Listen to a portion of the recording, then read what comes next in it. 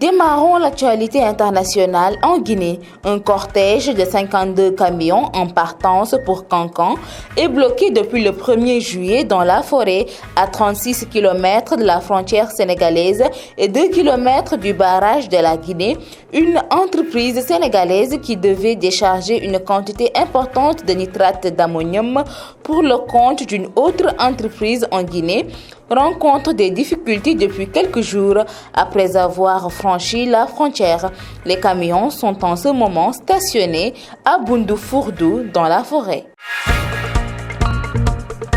Au Mali, la junte donne 72 heures au porte-parole de la MINUSMA, Olivier Salgado, pour quitter le pays. Par voie de communiqué, la diplomatie malienne explique que cette mesure fait suite à la série de publications tendancieuses et inacceptables de l'intéressé sur le réseau social Twitter pour avoir déclaré sans aucune preuve que les autorités maliennes auraient été préalablement informées de l'arrivée de 49 militaires ivoiriens par vol civil à l'aéroport international président Modibo Keïta. Le 10 juillet 2022, le ministère réitère en outre la disponibilité constante du gouvernement à maintenir le dialogue et à poursuivre la coopération avec l'ensemble de ses partenaires internationaux, y compris la MINUSMA, dans un esprit de solidarité, de complémentarité et de respect mutuel.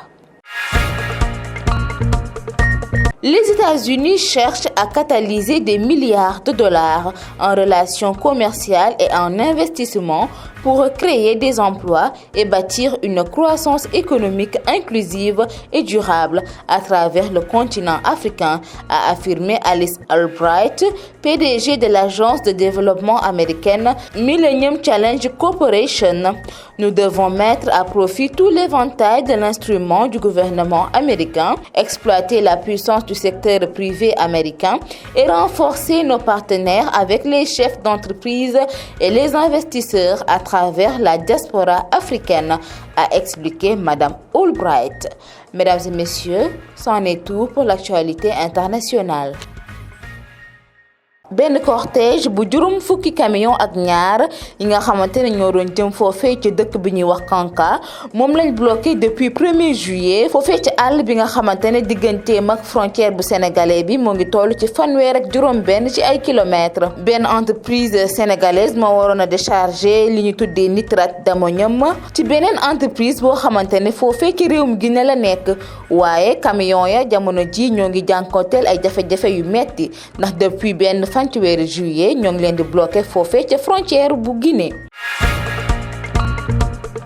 ca Mali junte ba daal dina jox ñetti fan ki nga xamante ne moom mooy porte-parole bu MINUSMA di Olivier Salgado ngir mu daal di génn dëkk ba ci ab communiqué nag diplomatie malienne bi moo ngi xamle ne loolee ndogal boobee moo ngi koy jël ndax kookee di Olivier Salgado dafa doon amal ay publication yoo xamante ne tegu ko ci yoon